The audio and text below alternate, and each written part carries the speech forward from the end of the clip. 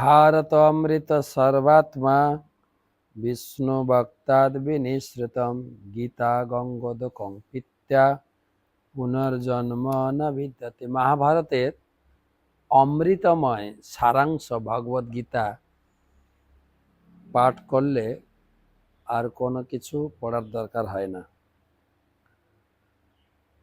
তো 33 শ্লোক 33 সদৃশম চেষ্টতে সস্য প্রকৃতে জ্ঞানবানপি প্রকৃতিম জানতি ভূতানি নিগ্রহ কিম করিষ্যতি।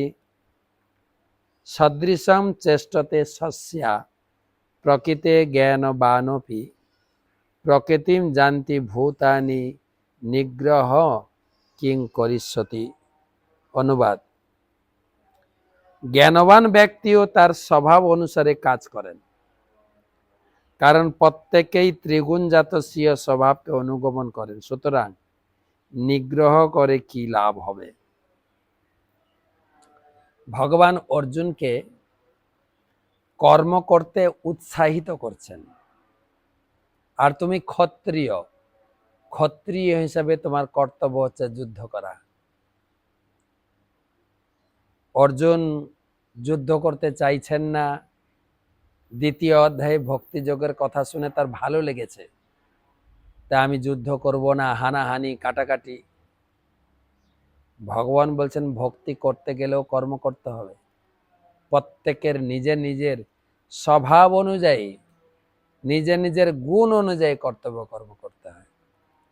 ভক্তি করলেও তোমাকে কর্ম করতে হবে। আমাদের মন্দিরে নিয়ম, ইস্কনে প্রথমে এসে 4 মাস ট্রেনিং হবে।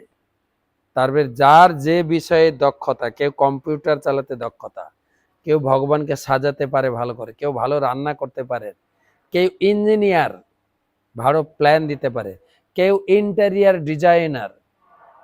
তো যার যেটা দক্ষতা তাকে সেই কাজে লাগানো হয়। সেইভাবে সে ভগবানের সেবা করে, নাম জপ করে, আরতি করে, ধ্যান করে। কিন্তু সেবা একদম 10টা থেকে বিকাল 5টা পর্যন্ত টানা সেবা করতে। তাই তোমার স্বভাব হচ্ছে যুদ্ধ করা, তাই যুদ্ধ তোমাকে করতেই হবে, না হলে তোমার স্বভাব তোমাকে যুদ্ধ করাবে।